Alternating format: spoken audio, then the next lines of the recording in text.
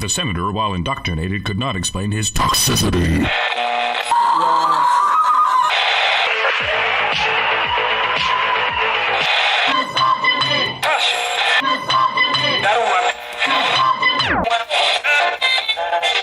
You should not listen to men's rights advocates if you want to know what they have to say.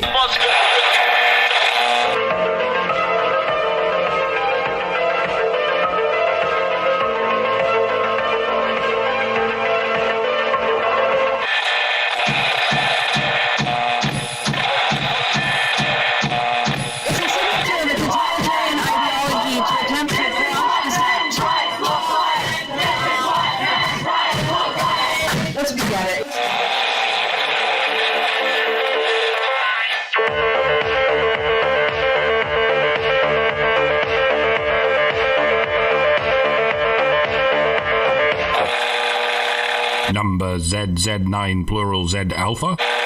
Number ZZ9.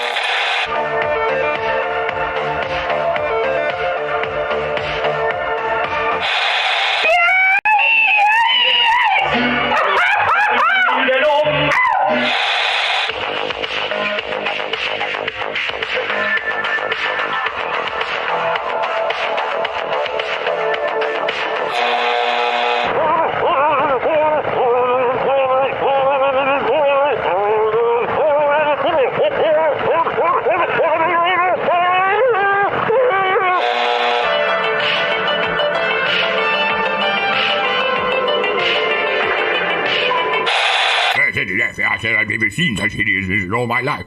Listen to all this, Yeah, couldn't agree more.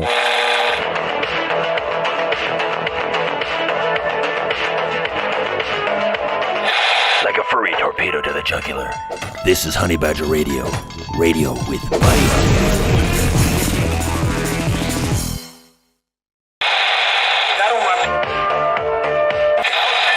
But the senator, while indoctrinated, could not explain his toxicity.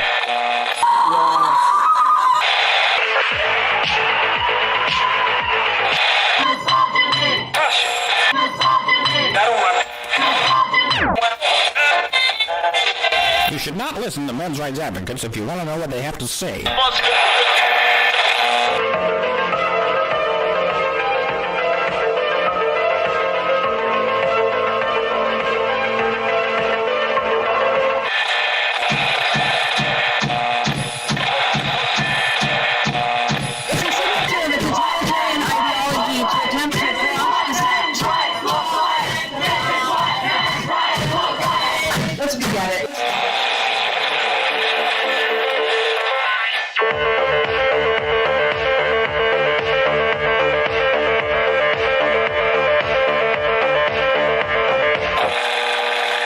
Number ZZ9 plural Z alpha. Number ZZ9.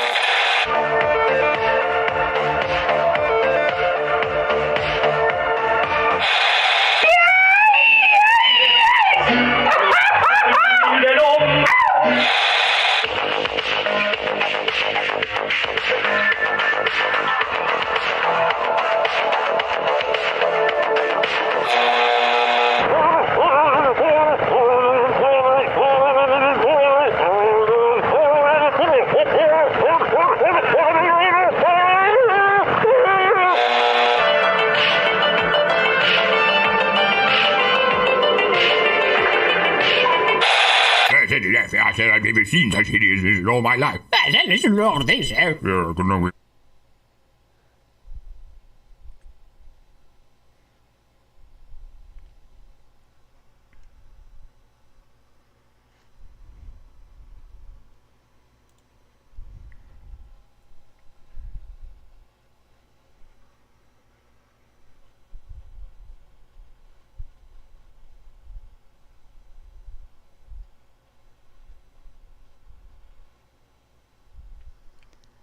Hello and welcome to HBR Talk 274, Toxic Masculinity?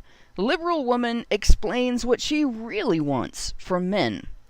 I'm your host, Hannah Wallen, here with Nonsense Annihilator Lauren Brooks and the personification of perceptivity, Mike Stevenson, and tonight we're delving into dating secrets of the liberal feminist woman. You know, those women we've been hearing about toxic masculinity from for years.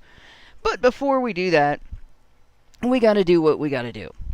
As always, Honey Badger Radio dishes out a smorgasbord of thought-provoking discussions, and as experiences, both recent and long past, have demonstrated, the provoked thoughts are fighting back.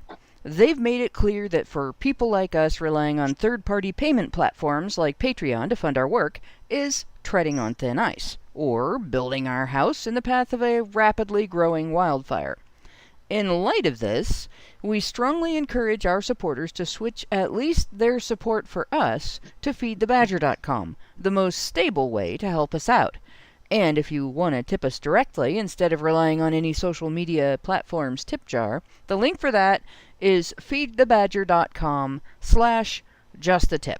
And as always, the same risk applies to our social media platforms, which is why you should further provoke the thought police by tracking our thought-provoking discussions on honeybadgerbrigade.com, where you can find your way to all of our content, as well as a link to feedthebadger.com in the drop-down menu at the top of the page. And before we go over the article, speaking of our tip jar, last week I forgot to read the Super Chows. So that was totally my fault.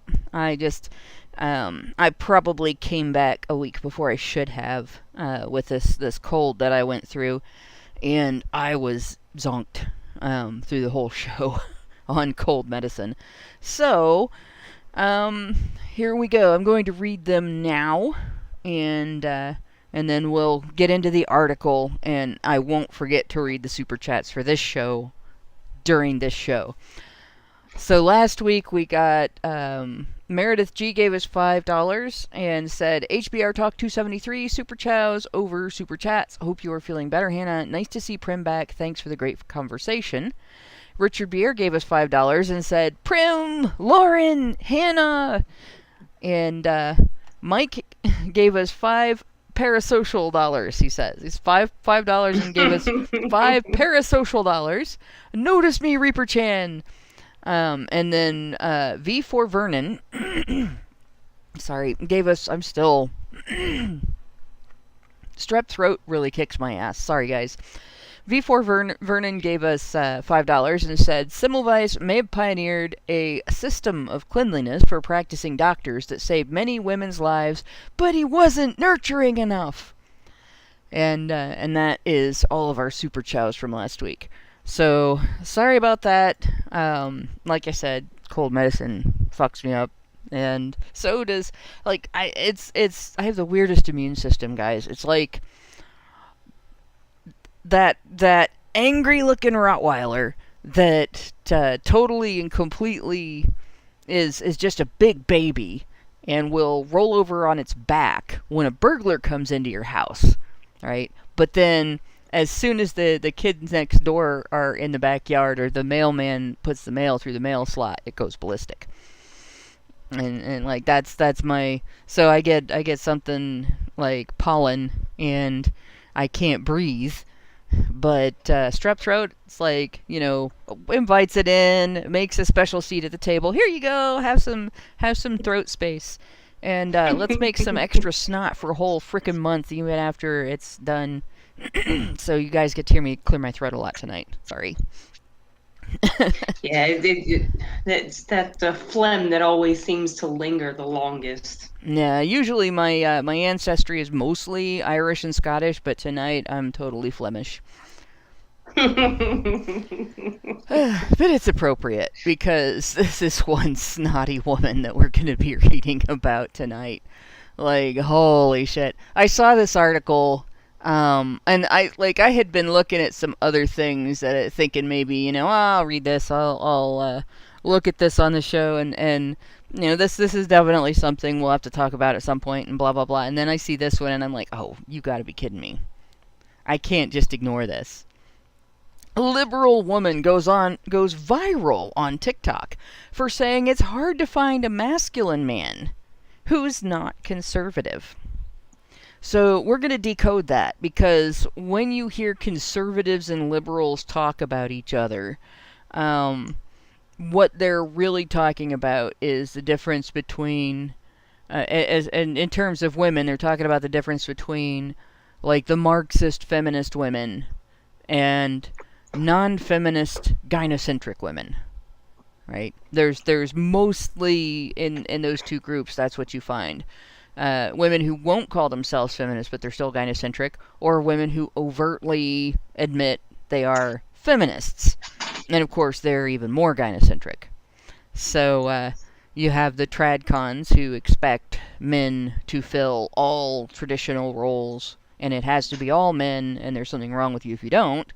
And then you have the liberal feminist woman who expects that all men will abandon traditional male roles, and there's something wrong with you if you don't.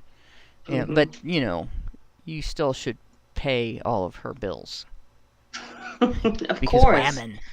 Because she's a strong, independent woman, and you've got to pay her bills. And this is not a new article. This is from like June, so it's not something that I'm going over because it's recent news. This is something I'm going over because this is something we got to talk about. Like there's the article, right? But it's not just that one woman, right? It's not just, she's not alone in this. When you talk to, like if I talk to feminist women on Twitter, and I start talking about what men's issues exist and what we talk about on the show, and what lobbying has been done on behalf of men's rights activists, or men's rights really, by men's rights activists and so on, they get mad specifically about child support issues, right? Alimony. The idea that men and women, should work the same if they're going to get paid the same, right? Not equal pay for equal work. They always talk about equal pay for equal work, but they never want to talk about equal work for equal pay. Mm-hmm. So here we have this situation. This woman is mad because she can't find a provider with her values. Well, she's telling men not to fill these roles. As a liberal woman, as a feminist woman, what's she saying? Don't fill traditional roles, except for this one. Right. Is that really the gist of her position? She just wants a provider, and that's what she's deeming masculine? Yeah. Here we go, and here is the quote from it. And most of the men I've dated who do have that more natural provider masculinity about them are normally conservative, the user lamented. Might that be because they are trying to conserve that particular kind of role? It seems like you can predict everything that's going to be said just by that title. Yeah. Like, so what does conservative mean? What might be the opposite of conservative? That would be progressive. And what's progressive? Feminism and the absolute destruction of masculine identity. So if there's someone out there who's like even a little bit, I don't know, I think maybe masculinity is all right. Maybe it doesn't need to be reformed, let alone dissolved out of our entire civilization. You could call that person conservative, and yes, they are, because they're trying to conserve masculinity. And I think that's the problem in the mind of, I believe, what we're calling a liberal woman, which might otherwise be called a progressive woman, but it's really a feminist woman, a misandric, oikophobic woman, and they don't understand why, what the connection is between conservatism and masculinity, even despite her own quite pervasive insistence that masculinity be destroyed and not conserved. You get what I'm saying? Yeah. It seems like the title itself nutshells the problem, and you can get a solution just from that nutshell. Progress does not mean destroying masculinity. Yep. That's really, in a nutshell, the point. Yeah. Yeah, and I will also point out we did just get a super chow from Meredith G on the same thing. She gave us $5 and said, HBR Talk 274. The problem for quote liberal, which is code for feminist women, is the very things they are attracted to in masculinity is not conservative, but simply a reject of the box that feminists want to put men in. Mm-hmm. And I love the way that that's described, because feminists always talk about freeing men from the man box. But they're not doing that. They're transferring men from the traditional conservative man box to the non-traditional feminist man box. The anti-male, anti-masculinity, controlling, and subjugating, really, man box. And instead of men having responsibilities that they are in control of fulfilling, they now have responsibilities that women are in control of their fulfillment of. And that totally destroys men. And they don't get to control their own actions, but they get criticized for everything they do. Their agency is taken away. And then they still get the blame. Right. And that's because women en masse have been lied to about the very nature of men and masculinity. They've been told that it's this frightening thing that they should be afraid of. It's harmful. It's oppressive. It's keeping you down. It's not letting you progress because you're a woman. It's all of these negative stereotypes that women walk around with when they think about the average man, yet they can't fight that instinctive, atavistic nature that most women, most people subscribe to, where they actually do want a family. They do want to have children. They want a man in their lives. They just don't understand. They spent so much of their time believing the lies that men are just this harmful entity, this harmful being, this oppressive nature on their lives, that they just can't square that circle. They can't make it fit. They know that they want the man to be a provider, but oh my God, being aggressive is toxic masculinity. Well, how the hell do you ever expect to find someone to actually mate with and have a family with, and have all of these wonderful things that you think that you want, if you spend your whole lifetime? And this is what they do, because it's God, females are such a hive mind, because it's not that they've done the research. No, it's just my friend told me, and I heard from this person, and this one says that men are just, oh my God, they're horrible, they're reprehensible, and oh my God, how could you? And they just believe it whole cloth. They don't do any kind of introspection, no kind of research, nothing. They just believe it because it makes them feel better about being women, I guess. I don't know. But it's just so really weird. It's so counterintuitive to a person's natural biological nature. But they just don't understand that. And so this is where this person is finding herself, this is where the rubber meets the road. And, you are looking at men, you're finding these qualities. Well, he's not masculine. Well, what is masculine? Masculine to you is what your girlfriends tell you.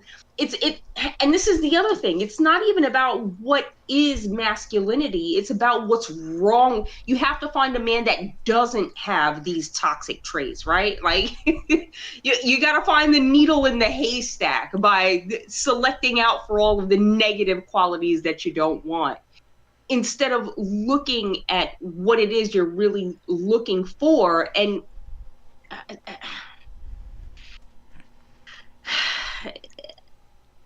just being honest about the whole thing. I don't know how to explain it or how to. I'm getting caught in my brain, but Well, the tough part of expecting honesty from these women is they lie to themselves first, right? So they lie about human agency first, right? Men have agency, women don't. Well, that's bullshit. We all are capable of making decisions. We all have choices, and we all have the power to control our choices within the matrix of our surroundings. Of this is our situation. This is how much money we have. This is how much authority we have in our lives, and whatever. Women don't have less authority over themselves than men. We're not even under coverture where women have less responsibility for themselves than men. Although our laws do preserve some aspects of male responsibility for women's choices. That's why we still have a child support system. That's why we still have alimony, right? That's why there's a gender disparity in criminal court, where if a man and a woman commit the same crime together under the same circumstances for the same reasons, the man goes to jail for years longer than the woman does, because she can throw him under the bus, right? But in terms of nobody's stopping women from making their own choices. Nobody's coming along and saying, well, the law says you can't have a bank account. Nobody's coming along and saying, well, the law says you can't choose to have sex. You have to have a chaperone when you go out with a man. You can't leave the house in that outfit. You can't have this job because you're a woman. You can't go to school because you're... None of that is happening today, right? None. And it's questionable how much of it happened in the past. There's quite a bit of information that has come out over the years to debunk most of what feminists have complained about in terms of coverture.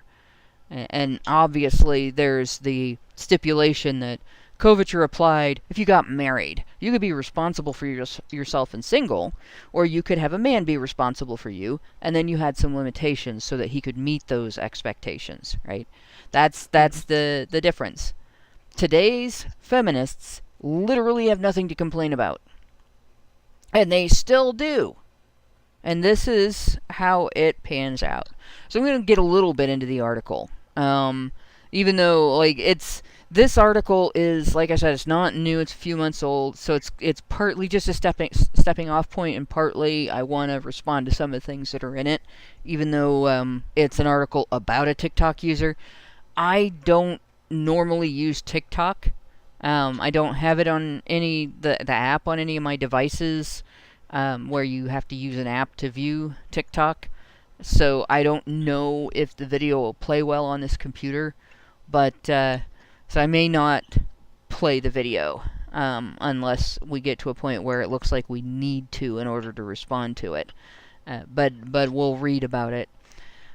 So the article says, a self-proclaimed liberal woman, which I like the way they put that because really, again, it's code for feminist, went on a viral TikTok in recent days, back in June, for posting a video complaining about not being able to find a masculine man who is not conservative. TikTok user at MSPetch posted the video last week, which has since received hundreds of thousands of views. And by the way, the blank spots are blocked ads or something. I'm not loading, or autoplays or something. I'm not loading. I have a bunch of stuff blocked on this computer to keep, pop-up ads and annoying things from playing while I'm reading the articles. In a clip, she shared her dating struggles with followers, namely the hard time she's had finding a masculine man who matches her progressive views. And then it shows the TikTok's video. I don't know if that's a link or just their icon, their logo or whatever. Yeah. She opened up the video talking about, quote, one of the saddest realizations she has ever had, which she claimed was, as a liberal woman, it's really hard to find a man who is willing to play the more traditional masculine role in the relationship in today's day and age who is not a conservative. Hey, guess what? Masculine men don't want your liberal ass out on the fucking street, in the fucking bars, in the goddamn strip clubs. They don't want you hanging out with your girlfriends, going down to Jamaica, having your fucking girls trip. Masculine men don't want that, Miss Liberal Woman. You want to live your life the way you fucking want to do it, and you can't tell me nothing. You can't tell me. I'ma tell you. It's get the fuck out of here. Where the fuck do you get off thinking that you can prescribe your wants and needs and desires on men, but you're just there's none. There's not supposed to be any kind of restrictions or expectations. I won't say restrictions. No kind of expectations on you. What world do you live in? That doesn't happen anywhere ever.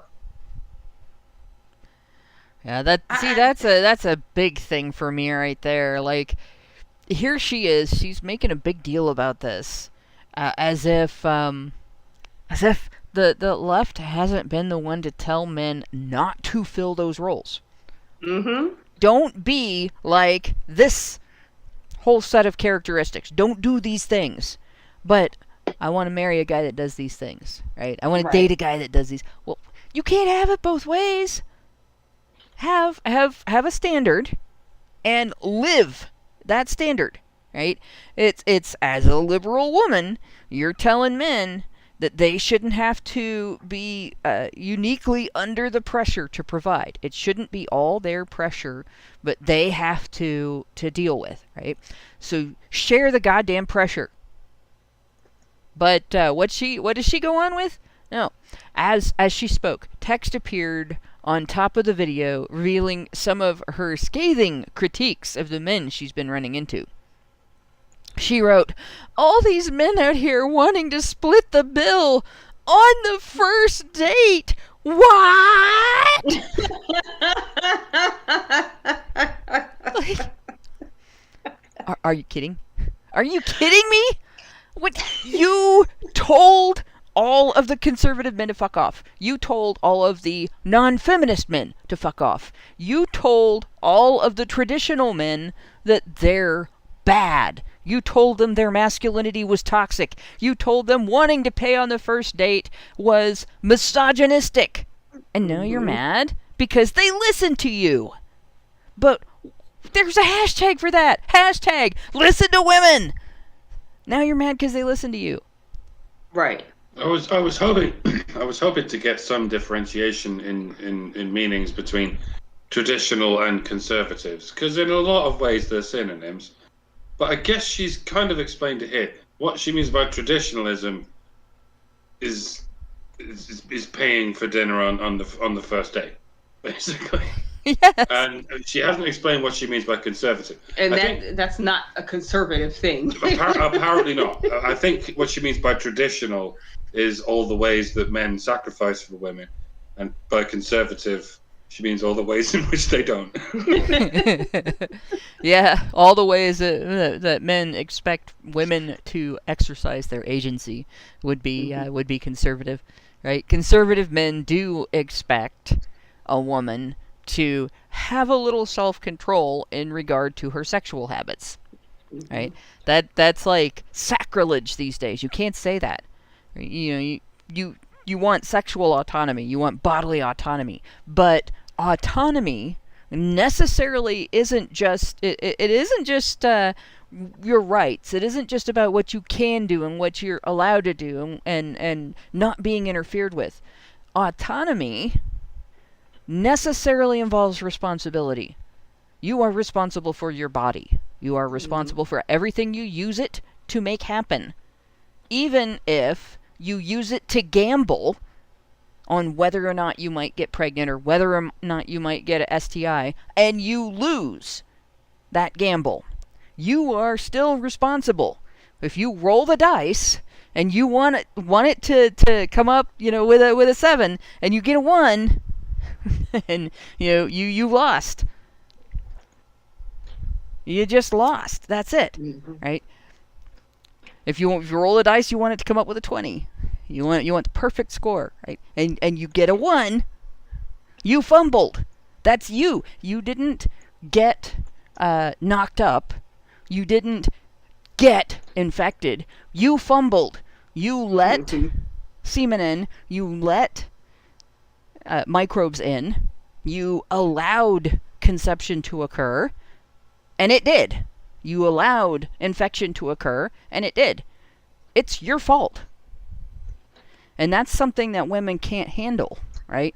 And if you tell people, I don't want this from you, and then they don't give it to you, it's your fault. You said no. And you said no means no. And you said listen to women. So you don't get to say, fuck you for listening. And that's just, that's why this article pissed me off so much. This is probably the most profound display of lack of agency that I have seen in a discussion that was not about abortion.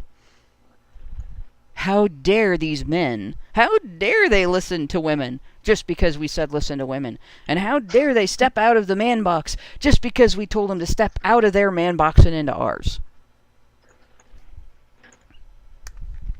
And yeah, Boda, it is like they're allergic to accountability. Mm-hmm. Consequences will never be the same. You goofed up. You done goofed. As the video continued, at MS Petch, I want to say Miss Petch, that's probably Ms. Petch, stressed that as a liberal woman, she definitely wants her independence to be acknowledged. Oh God. So, she wants you to pay the bill, but she wants her independence to be acknowledged. Independence from what? Exactly. How are you independent if you need somebody to pay your fucking bills, you dumb twat? This is just what I said before. Like she wants to be able. Just listen. Just be honest. You want a sponsor. You don't want a partner. You want someone to come in and subsidize your lifestyle. You want to be able and free to go and fuck whoever you want, do whatever you want, go wherever you want. You want to live the good life. Hey, girl, you want to live hot, woo, hot girl summer. You want to go do all that. Go do all of that. But what you want, what you really want, well, what she's describing is that she wants someone to be her beneficiary, or she wants to be someone's beneficiary, right? She wants someone to come in and just lace her with cash and let her do whatever she wants to. Do you think that she's going to be in any way, shape, or form committed to that man? Absolutely not. So why would any man sign up for that? Oh God. So stupid. Yeah, she goes on with this too. So acknowledge my independence, pay for me, but acknowledge my independence, right? And then she says she wants to not be confined or conform to the traditional female homemaker childbearing role. Mm-hmm. Right? She wants to confine him to the traditional provider role, but she does not want to be confined to the traditional homemaker childbearing role. And again, like he's got to be a natural provider, but not conservative. Now, how do you have the right to demand that he fill his traditional role if you refuse to fill your traditional role? And exactly what do you expect from your independence if you're expecting a provider? Like, what are you independent from? What are you doing? What are you you're gonna have a job, you're gonna earn some money, and you're gonna do what with it? See, what's really happening is that these women are coming face to face with the reality of our current situation, which is that it's really difficult to make it out here and be quote unquote independent unless you can earn your way into that independence. And a lot of these women can't do it. They can't. They are struggling. They are more. The rate of Black women who are getting evicted out of their homes is going through the fuck. literally going through the roof. And I'm sorry, I don't mean to laugh. It's not a laughing situation. If you're in it, I'm not. But it's a reality that these women have to. But they're never gonna do it. They're never gonna do it. They're never gonna be that self-aware. They're always just gonna. Oh, I can do it. I'm strong and independent. I can do it by myself. No, you can't. No, you can't. You can for a little while, but let me tell you, those years between 65 and the rest of your life, those are long years where you can't work. So there's gonna be a lot of I've worked with a lot of women that didn't get married and didn't save up for their own retirement, and just like.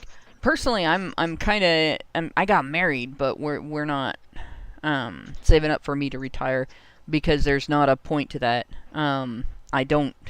In my family, I've watched what happens when people in my family retire and stop, like, not just earning, but stop having earning as part of their purpose. Stop doing a job or a service to their community as part of their purpose. Like, they die within a few years. Like, that's our life. That's who we are and what we do. So, I intend to continue working until I physically can't anymore, because that's, I think that's probably what makes us happiest in my family, is to do that. And I watched with my parents. It was really, really stark with both of them. My mom, in particular, became a very different person when she didn't do the signing for retirement and all that. She just hit a point where she was like, all right, I'm not running for city council anymore. I'm not going to continue renewing my teaching certificate. Done with this. And it really, the only thing that she continued with was the photography business. And then when she sort of retired out of that, it really did. It made her a completely different person in a lot of ways. And, I'm not going to let that happen to me. I like to be active and involved in doing things that I can see the result. I can see other people benefiting from the result of what I'm doing. And I think it would kill me to stop doing that. So, one way or another, that's me. But I think a lot of women expect to have some sort of safety net when they get older, whether they do anything to build it or not. And it comes as a shock, I think, to a lot of women when they hit, the late 50s, early 60s. They don't have a nest egg. They don't have a partner who helped them build a nest egg. And they're looking at the Social Security system in the United States, or the public retirement systems in some of the other countries that listen to our show, and going, this isn't going to support me. This isn't going to allow me to retire. I'm still going to have to work. And they end up in retail. Yeah. And it's kind of a rough situation for them, because in retail, because minimum wage goes up and up and up over the years, retail employers have started adding more and more and more tasks to what you are expected to do if you do that job. So even if you are, they have the disability job of being a greeter at some stores, where you stand at the doorway people come in and out of, and if the machine goes off to say that the magnetic shoplifting detector on various items has not been undone, you have to check their receipt and make sure they paid for their items and stuff. Well, those people now they have to go out and gather carts, they have to do this, they have to do that, and people with legitimate physical disabilities that prevent them from performing a lot of manual labor suddenly can't get those jobs anymore, because they're now requiring multiple tasks that used to be left up to some jobs that have been eliminated. We used to go to the grocery store, and there would be a cashier you would see the manager walking around the store most of the time. You know, there would be the person who works in the deli, the person who works in the bakery, the person who works in the meat department, the butcher and everything. And then there would be another job that was strictly its own job. And that was a bagger. The bagger put your groceries in grocery bags, very often grocery bags made out of paper, very large paper grocery bags, put them in the cart carefully, walked the cart out to your car, and then helped you put the groceries in the car. And that was his job. And it was almost always boys, teenage boys, that did that job. That job's gone. Heck, the cashier jobs are mostly gone, right? Yeah. So now these little old ladies are stuck doing jobs that they never would have imagined having to do in their old age, that they have difficulty doing because they don't have the physical capacity that they used to have. They don't necessarily understand the younger consumers anymore, and it really is a shame for them. It puts them in a situation where they really are at a disadvantage, and they're still trying to earn some sort of supplemental income to their Social Security checks that they're getting because they didn't save up for retirement. Yeah. But yeah, they thought, oh, I can not be my own provider, but I can live without a provider. Right. And that is the thing that's going on with women now, right? They want to claim to be independent, but are they? Or are they just substituting daddy government for hubby? Mm-hmm. Absolutely. And, as an aside, one thing that I found really interesting, because I watch a lot of the court dockets and things like that, and I've heard more than one judge in certain cases, when speaking about Medicaid, say, well, and this is recent, I'm talking about maybe 1 or 2 year and a half, 2 years old at the most, right? They're saying, well, I don't know what's going to happen with the Medicaid system. I don't know what's going to happen with the Medicaid system. You better figure out how to get your child some insurance. And it really seems like there's going to be a downfall of a lot of these social programs that they have. I mean, time will tell. Time will tell. You know, we're coming into an election year, and everything just seems to be topsy-turvy. Now I almost wish we had a sponsor, because it'd be a great time to place an ad. Buy gold. Yeah. So put your IRA in gold. But no, seriously, the people who are dependent on government programs to subsidize their lives, I think it's coming to an end, and probably sooner than they think. And not everything, not every program, obviously, but you're going to start seeing some of these things get rolled back or combined in certain ways, and it's just a scary time to be dependent on a government that clearly doesn't give a crap about its people. Yeah, well, and that's every government. They never give a crap about their people. I mean, you think about this. All right, all those social programs, all that does. What is the end result of a gazillion programs to pay money out to citizens that was confiscated from other citizens? And I posted this a while back. Consider this. All right. Authoritarian politicians gave women voting rights early in the 20th century. You know, like the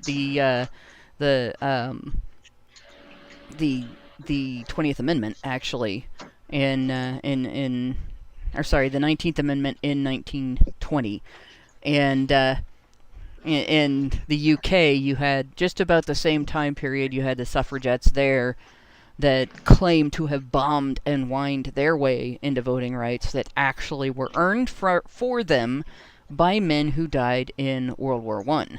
And the Canadian suffragettes that made the same claims that again, This really was earned for them by men. So authoritarian politicians gave women voting rights. Women didn't earn those. They gave them to them.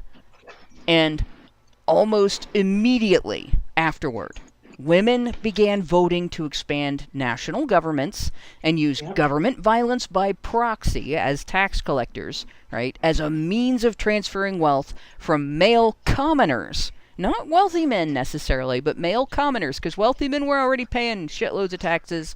Now the middle class is also doing it. The men in the middle class, the men even in the lower classes if they are single. So male commoners via taxation and social programming. And that's what we have now.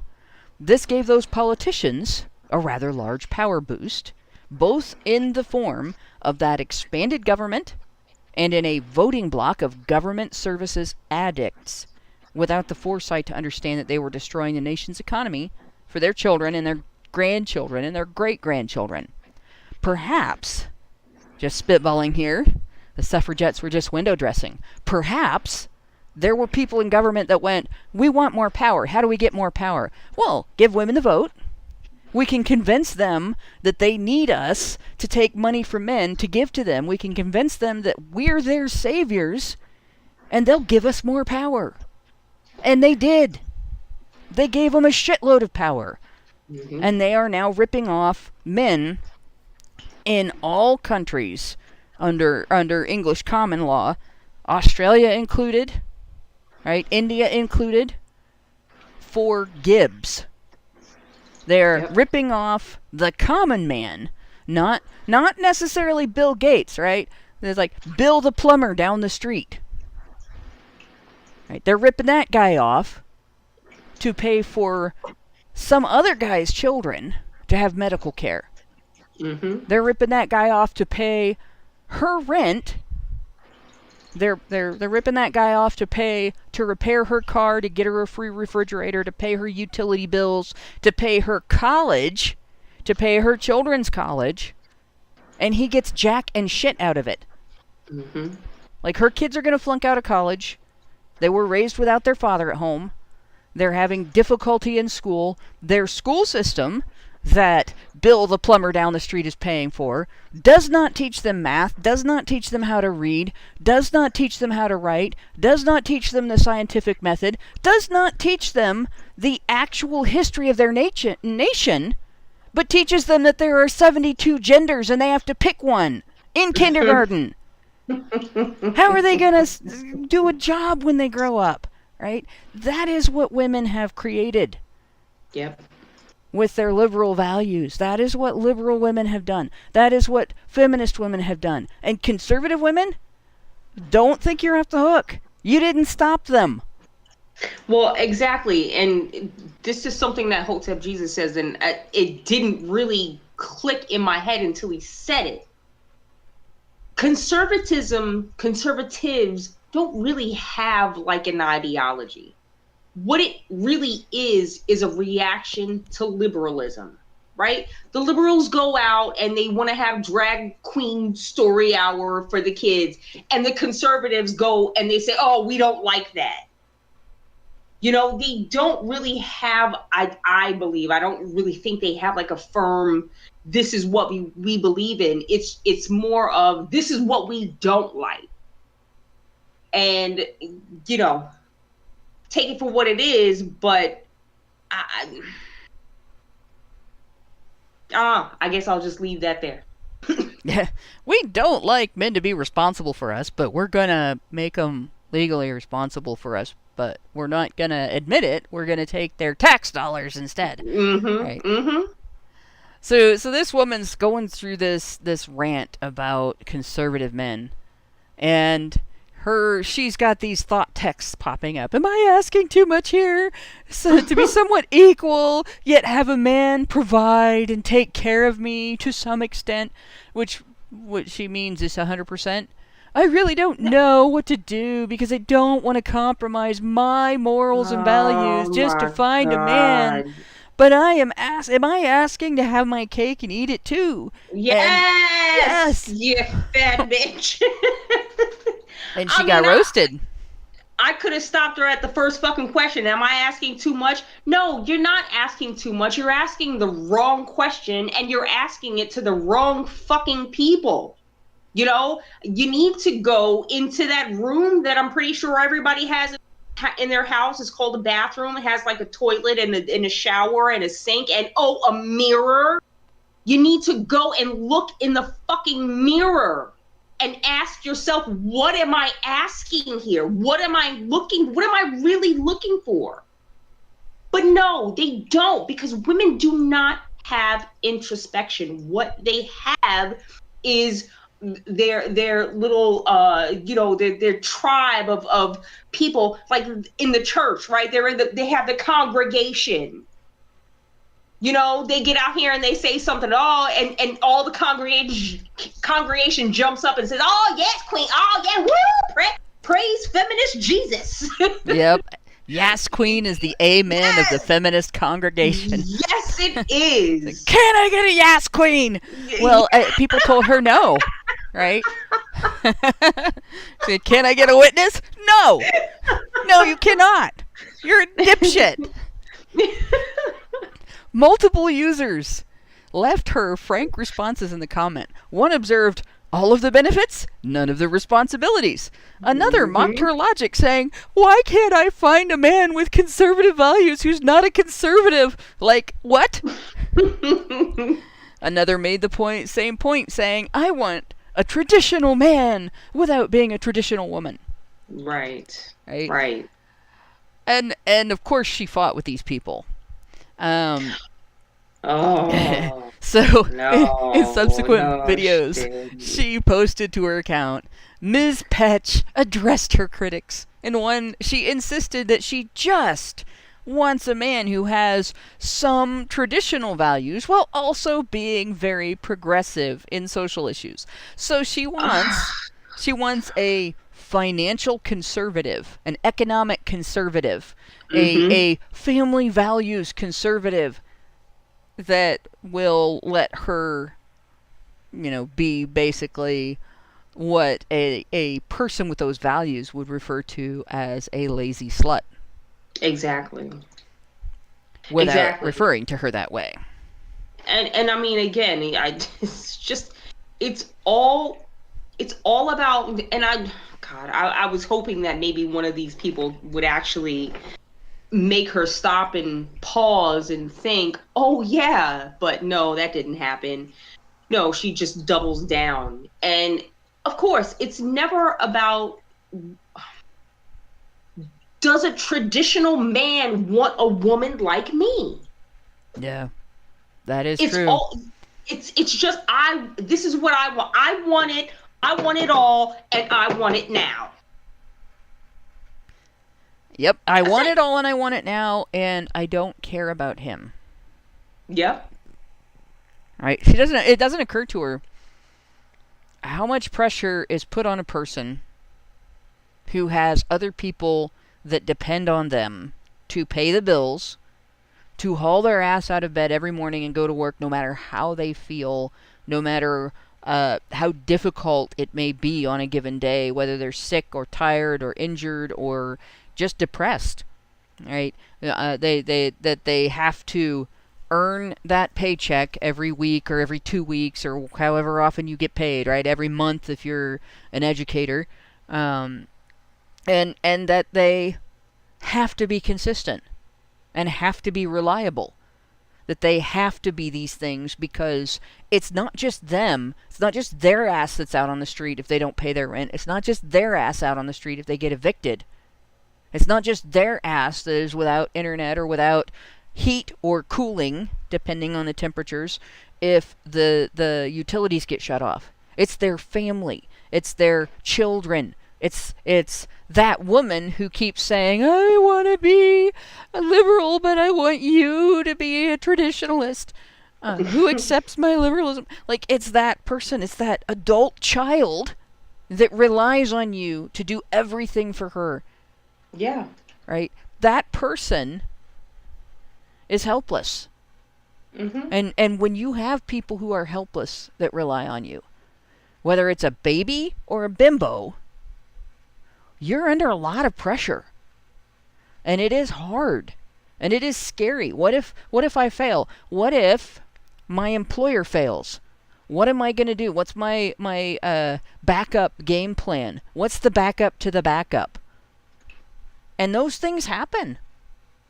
Right? You have shit goes down and your employer's closed for a month. What do? Do you get unemployment? Maybe. Are you eligible? Maybe.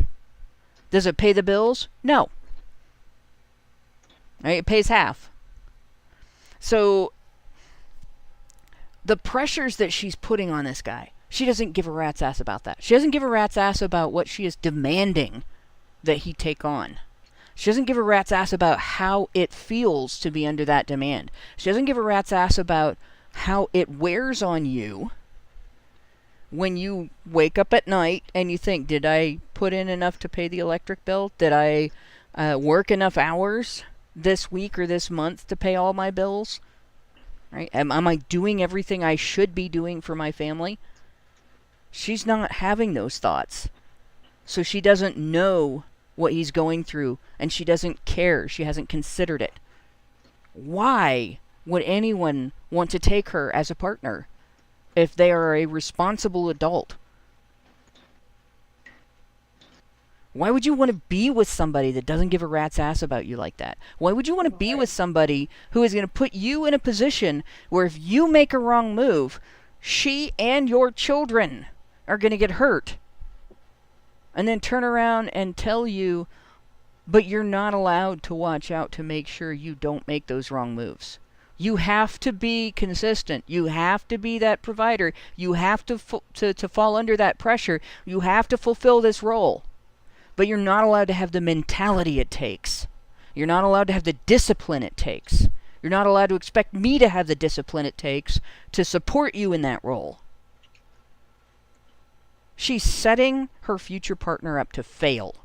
And when she is my age, when she's 50, she's going to be a divorcee, still collecting child support on children who are adults from a man that she set up to fail, demanded too much from, didn't support, and then treated like it was all his fault when she wasn't satisfied. Right. Oh, and she'll probably have an STD too.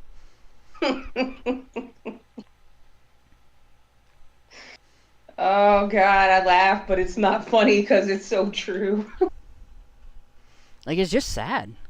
This is what girls are learning to be now when they grow up.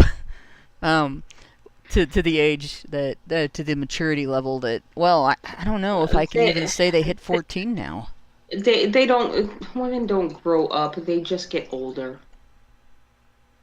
Yeah, it's heartbreaking, in a lot of ways. What are men going to have for partners in the next generation if this is what they're like? I know. And what are women going to do if this is all the maturity they have? Like, there's benefits to taking on all that pressure. The benefit is you have the ability to recognize your control over the situation. It's all right. I'm worried about what if my employer fails. So my response is, I will have a backup plan. Here's what I'm going to do. And if that fails, I might have a backup to the backup. Here's what I'm going to do. Mm-hmm. Right? You can do that if you take responsibility for your life. And that frees you.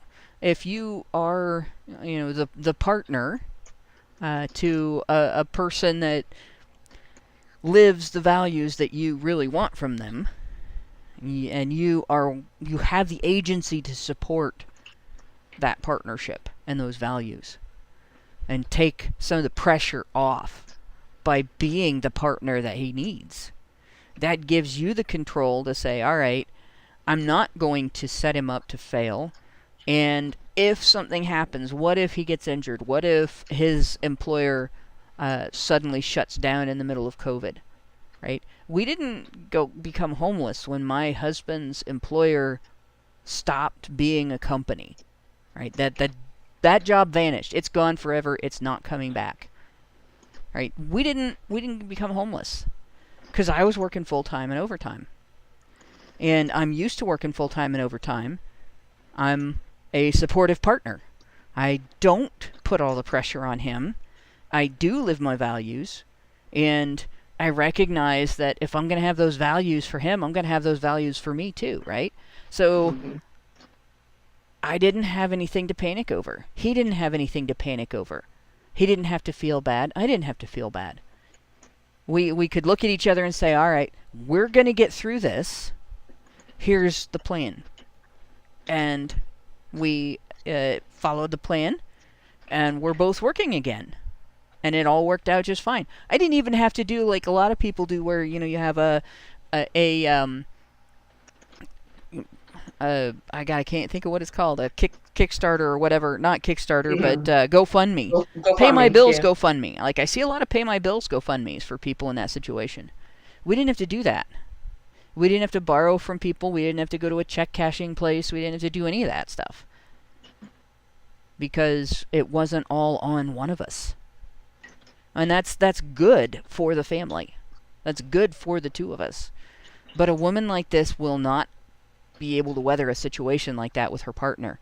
If that happens in her relationship, she will be divorced afterwards. She will cheat with another guy. She will whine about the situation. If she has to get a job, she'll whine about that. If she has to pay the bills, she'll whine about that. Right? And if she ends up on welfare, she'll whine about that.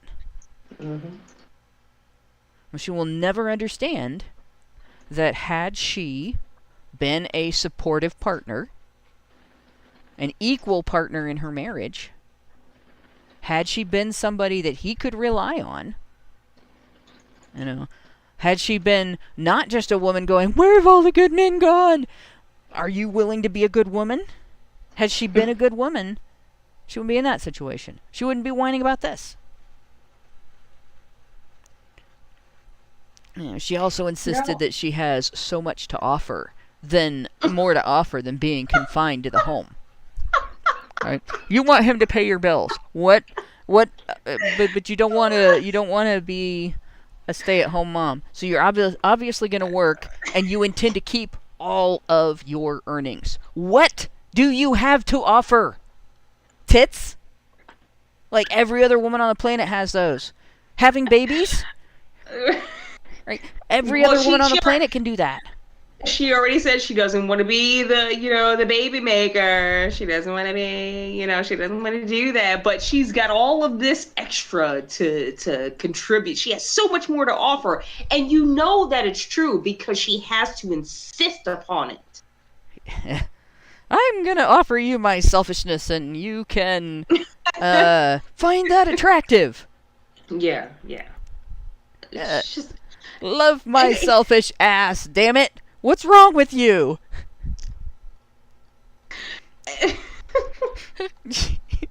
This chick, she clearly has an overinflated ego.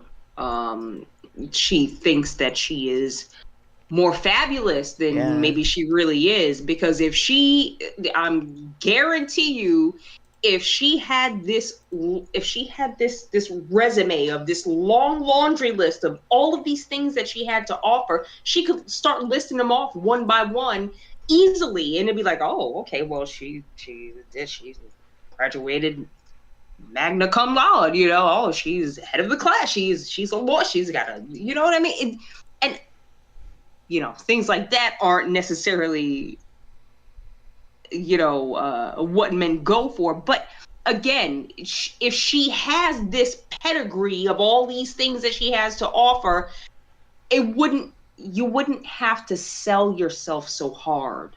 Yeah, that's the thing. You wouldn't be single. That's the thing. If she had something to offer, she wouldn't be on a rant like this. She would be in a relationship. Exactly. Right? It's not that hard to find a man to have a relationship with. Most women don't have to do anything. Even in today's environment, even with a growing trend of men going their own way, who are going their own way because of women like this. Like, because of women who can't grow up and don't understand honor and respect and agency, and don't understand men. Don't understand that men are human. Like, why would they dedicate themselves to a woman, right? But it's still easy to find. There are still simps out there that would date a woman like this. Mm-hmm. There are still men who are looking for anything, and of course she won't date them unless they make a lot of money, right? Yeah. And it's just it's pathetic. It's sad. It's and I think this is, we get to the end of the article. I'm gonna get into the comments, because some of this, let's see how some of these guys respond. I like this. While reading this as a conservative man, I find so much to laugh about in all the responses. I can't help wonder how this is not a common thought among a significant percent of the population. So, as the son of a conservative father, let me open this up so you can see the whole comment. 30 years in the Marine Corps and Air Force, who treated his wife and my mom as a queen, who served 10 years in the U.S. Air Force and treat my incredible wife, who has a master's degree from Stanford and is the brains of our operation, and the father of 4 incredible children, also by their own choice, who also by their own choice are conservative. I'm concerned what is going to become of the greatest country in the world.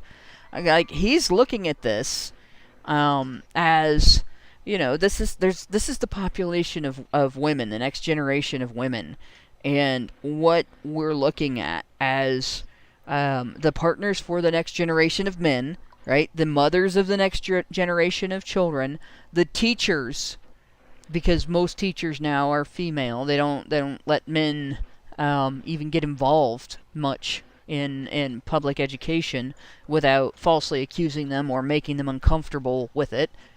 So this is the teachers of the next generation that act like this. And I'm sure he's looking at it going, boy, I better be ready to be off the grid in my old age. Like, what is he going to do as an old man if he gets to be an old man? What is he going to do when all of the women working at the nursing homes that he might live in, if he doesn't stay with family, or working as nurses at the hospital he might go to if he's old and sick, are like this? What's he going to do when the government is all run by women like this? What's he going to do when the whole next generation, what the elderly kind of depend on to keep society going, is a wreck because of women like this? I would be scared too. I'm surprised there's not more men who are scared. Maybe there are, but they're just not vocalizing it. But I can definitely envision a lot of guys. I mean, this. I hear it. You hear the sentiments, but yeah. I think it's a huge wake-up call, and these guys have to. I think it's important that they do speak out, and at least like this guy, just talk about his experience and his life and what he thinks and his fears. Because I'm sure a lot of people would gravitate towards it, and if you just stand silent and you don't say anything, then nothing really ever is gonna change. Yeah, men have to start holding women to standards. Yeah, right? That's a tough one too, because like men in the general population, right, men in general have been very, very kind for centuries. When women say we want X, and men make X happen, right? Women say we want Y, and men make Y happen. And women want safety nets, men give them safety nets. Then women want freedom and the illusion of personal agency within the safety nets, and men give them that. Women want to tear holes in the safety nets but not face any of the consequences of falling through, so men become their shields, right? To their own detriment. It's men that then fall upon the spikes below the safety nets. It's men that end up impaled, and it's men that end up dying because women don't like the confining nature of the safety nets that they demanded. It's like it's really a horrifying situation when you think about it. And women will take advantage of that en masse. Like, the overwhelming majority of women will be simultaneously highly aware enough to exploit that and oblivious enough to never admit that they're doing it. Meanwhile, you have women like this who stereotype the shit out of these men. And the next guy, J Hotdogs 67, pointed this out. He said, I and many, if not most of my friends and family, are conservative with traditional values. That does not mean I expect or even want my wife to be barefoot and pregnant. I expect my wife to be independent, smart, bold, freely speak her mind, etc. She needs to spend more time with conservative men. And see, that's my experience. Right? I grew up in a conservative, traditional household. I grew up in a conservative, traditional family, extended family. Most of my neighborhood was fairly conservative, fairly traditional. Like, we had maybe a little more poverty issues coming out of divorce in my neighborhood than the more affluent side of town. But for the most part, most of my friends had two parents at home. Right? Most of my friends... both parents had jobs, but their father earned more. Most of my friends, that's the way they grew up, right? Most of my friends went to a church. There are 19 churches and 21 bars in the community I grew up in. German and Irish, mostly, background. And they take both very seriously. And very conservatively on both as well. Like, you can go to all 19 bars, but you better not be too drunk to appraise your actions by the end of the night. So, I grew up in an area where it was expected that the man would be the provider, the woman would be a supportive partner, the woman would take some of the pressure off of him, the woman would be the person who ran the household. And, the man was the mentoring father, and the woman was the nurturing mother. And, if the kid needed a Band-Aid and a pep talk, the pep talk might come from dad and the Band-Aid might come from mom. And that's traditional roles, right? That's just our history in the United States. And it's not necessarily all bad. It's not necessarily all good. It's not necessary that everyone do it that way. But if you're going to demand that he do it that way, then you damn well better be ready to do it that way too. And it's not the feminist stereotype of the barefoot, pregnant, uneducated, helpless, unagencied woman who has to ask her husband for every penny that she wants to spend at the grocery store. Like, that stereotype might exist on television. That stereotype might exist in feminist creepypasta. But in real life, conservative women and traditionalist women worked. They were expected to fulfill responsibilities. They were expected to be honest and honorable. And they were expected to understand what that meant. And that's disappearing. It's just going away. Even neo-tradcons aren't doing that now. Right? They've got these women that are showing off on TikTok and YouTube and everything that they can look like the women in the TV shows from the 1950s. But they can't show off that they are acting like women were actually expected to act historically. They don't know how that was. They can't live up to something that they're not acknowledging. Right. So yeah, she's being criticized for stereotyping. Then we have EGAG, Rick, and Prack. So she wants a man with progressive values, and who will, alike is expected among progressive men, cede any and all privileges to her, empower her, and as is common among progressive women, makes no demands on her, or expectations other than those she chooses to offer up. And simultaneously, she wants a traditional man who will pay for dates, open doors, defer to her in public, and generally provide all the behaviors that a conservative man would provide. The mildest thing I can think of is that she wants to have her cake and eat it too. But more clearly, she demonstrates a particularly disgusting version of hypocrisy, where she wants all the rights and privileges that a progressive woman expects, and she wants to be treated as a lady at the same time, receiving deference without incurring even a tiny bit of the costs such deference requires as a quid pro quo within conservative couples, i.e., she wants it all, but will not accept any of the costs or responsibility that getting all will require. Absolutely right. Right. And no wonder this has so many upvotes. Yep, that one has a lot of upvotes. That one's 920 and 92 replies. Like, quite a conversation under that one. Yeah. You know. And so I'm looking at this, and the comments are all very similar. Like, you know, she wants to have her cake and eat it too is sort of a theme. The next one gives the same theme.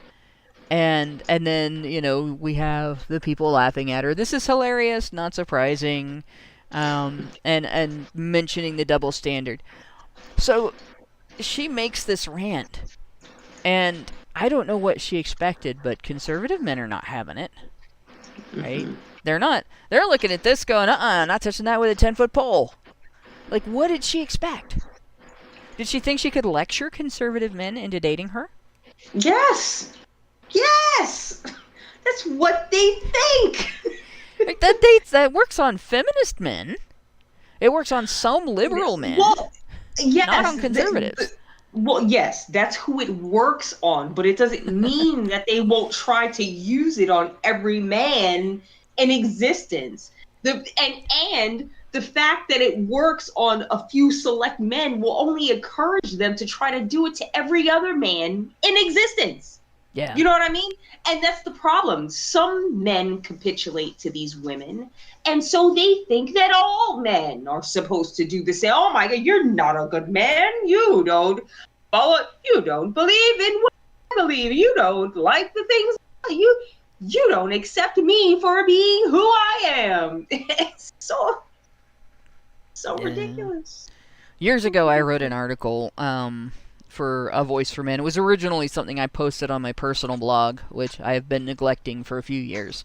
But it's a blog, so, you know, you can get away with that, right? But this post was titled A Question of Respect. And the gist of the post is that women do not understand respect. Women will demand respect, right? And they'll actually demand it in the most annoying way possible. They'll run into a situation where a guy isn't paying attention to them at all, where he's going about his business, she's not involved in his business, not any kind of relationship, not any kind of any connection at all to him. And he does something that she disapproves, and her take is, what's the matter? Don't you respect women? Look, there's a woman here. You should be behaving better, right? And better by her standards, you know. Maybe he just got off of work and he stinks and she doesn't like that. Maybe he's smoked and he stinks and she doesn't like that, right? And it was set off, actually. I was working at a convenience store and a guy came in and he smelled foul. But he was homeless.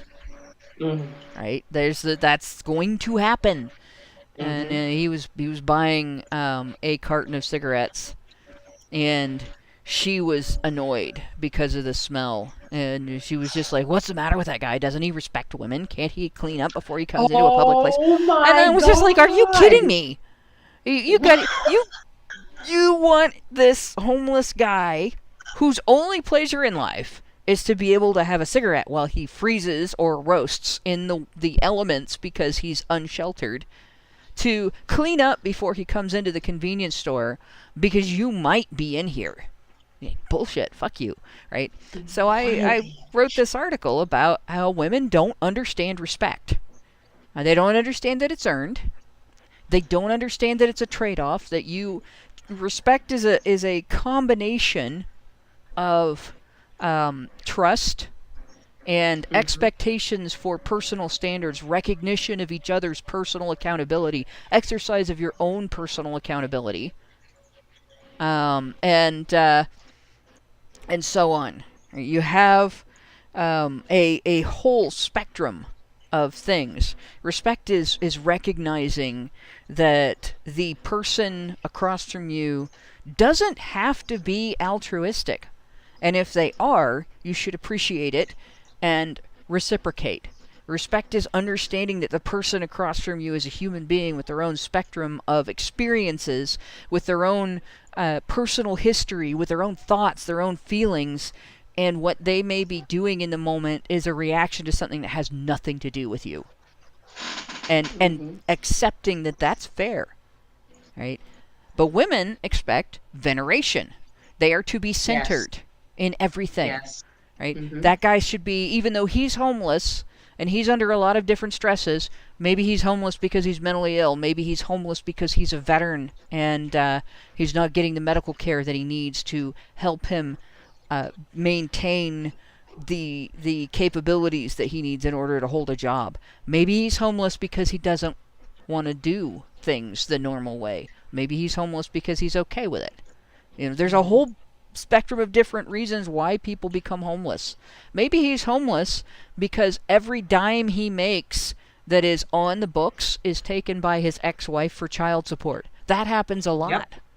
Yes. Right? Maybe the money that he's buying cigarettes with was handed to him by somebody out in the parking lot who felt sorry for him because he was sitting there on the corner looking homeless. But no, she doesn't think of any of those things. She thinks of how he's responding to her, or rather not responding to her, that he's not giving her deference just by the possibility that she might be in there. That's not respect. That's a demand for veneration. Women don't understand respect. And this is the whole problem with this woman's outlook. She doesn't understand respect. She's not looking for a partner that she can respect. And she's not looking to earn the respect of her partner.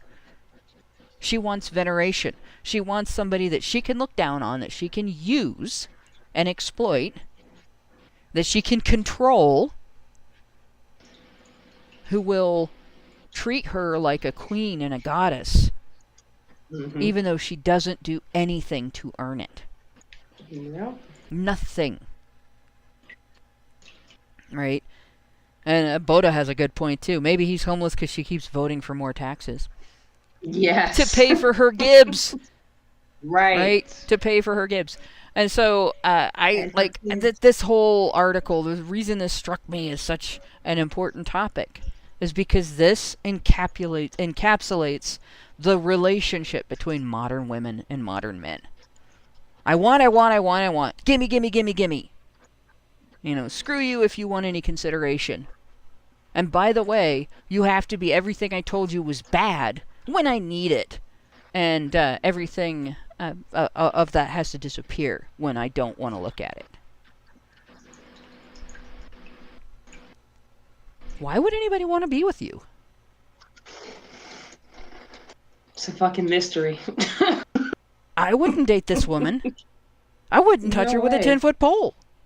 Hell no, I wouldn't piss on her if she was on fire.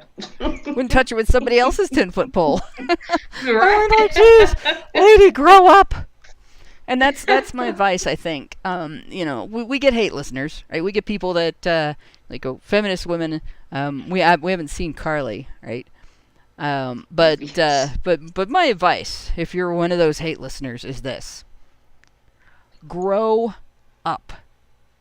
Develop a sense of personal agency. Recognize that when you make a decision, you are the person who made that decision. Somebody else didn't do that to you. You did it. If there are consequences, deal with them. Take control. And maybe consider, when you're making your decisions, What consequences might happen? What will happen if I do this? What can happen if I do this? Right? Before you do it, if you want something from somebody, consider that that person might be a human being, and you're not just pushing a button on a computer to get a result that you want. Right? This isn't the internet. This is your relationship with another living, breathing, thinking, feeling, sentient being. And treat that person as such instead of thinking only about what you want. Right? And think about what does that person want? What does he want? What is he experiencing with you? What experience are you putting on him when you make these demands and when you bring what you have to offer to the table? And what is it that you have to offer? Maybe build that up a little bit. Maybe build up the person that you are inside a little bit. Maybe think about how you can contribute to your relationship, how you can contribute to your home and your family, how you can be somebody worth spending time with and worth supporting if you're going to demand that somebody support you, right? Maybe offer some support back. You want him to support you? Support him. Be an adult. Learn what that means. Look at how men do it. They don't complain about wanting a woman that has conflicting values with each other, right? It's baloney. They recognize that they can't have everything, and that anything they are going to have, they have to work for it. They have to earn it. Learn to do that. That's my advice. It's going to be a difficult thing for women to live up to that. Many women will take offense at this, right? They'll immediately, when I say, well, you make a decision and there's consequences, somebody else didn't do that to you, you did that to yourself, the first thing that they're going to think of is, but my abortion! Right? Are you slut-shaming me? Maybe. Are you a slut? Like, do you not care about yourself? And I'm not saying, that having more than one partner makes you that. But if you don't care about yourself, if you're doing it carelessly, if you're not considering your partner's humanity, if you're not considering your future partners, if you're not taking measures to prevent pregnancy, if you're not taking measures to prevent the spread of disease, then yeah, okay, then I might be slut-shaming you. And you might deserve it. But yeah, it's tough advice, but you'll be a lot happier if you follow it than you will be if you don't follow it and you make demands like this, and then you end up divorced and trying to date when you're 50 and dealing with poverty and demanding more child support because you can't afford the shoes you want. Like, don't put yourself in that situation. Yeah. And if you do, don't blame somebody else. Figure your way out of it. Because you can. You're not stupid. But, I probably am speaking to thin air. There's probably not very many women right now that'll follow that. No. No, because the ones who already have the impetus to do it are already doing it, Yeah. And they're getting looked down on by tweens on social media who should be working already and are in their umpteenth year of university because it's about making a home here. Jeez Pete's. So I've lectured the non-listening teenagers. I think probably it's time to move on to... I don't think we got... Oops, sorry, I'm just bashing my microphone here. Sorry about that, guys. Hopefully it just resulted in silence and you didn't all just get blasted. But let's see. Yeah, I don't see any super chats through the chat history. We do have another super chow LOL gave us $5 and said, "Here's $5. Thanks for the show. Hope you are feeling better, Hannah." So I probably should point out, like, I am feeling better. I had strep throat for about a month. So, like, that's my wimpiness. My personal wimpiness is that when I get that kind of sick, I get fucking sick. But I'll still drag my butt out of bed and work. I have to be really in bad shape before I don't do that. So there you go, guys. And I don't think there's a whole lot else. I don't actually see any live chat at all on a Rumble. I don't know if it's just not showing.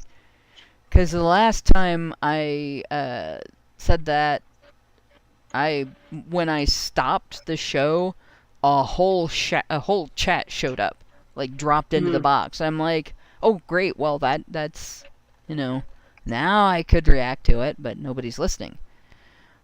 So I guess that's it. There isn't anything else for me to read to you guys, so I'm gonna go ahead and call it. I think we've really talked about everything I wanted to talk about with regard to this. Guys need to start holding women to account, and women need to start holding themselves to account. Grow the fuck up. And with that, thanks you guys for putting up with this bizarre article with me. And thanks everybody for listening. This one's a short sausage, but it's quite an interesting sausage. And actually, before I go, Joel Mitchell made a good point here. Telling your daughters that they are royalty won't go bad, right? And that's the first step. Parents, raise your daughters to be adults instead of princesses. Yes. Right? And with that, I will also thank everybody who works in the background to make HBR Talk happen. And good night, all. Good night, y'all. Good night. Men's rights activists are machines, dude. Okay? They are literal machines. They are talking point machines. They are impossible to fucking deal with, especially if you have like a couple dudes who have good memory on top of that too. Holy shit, you're fucked.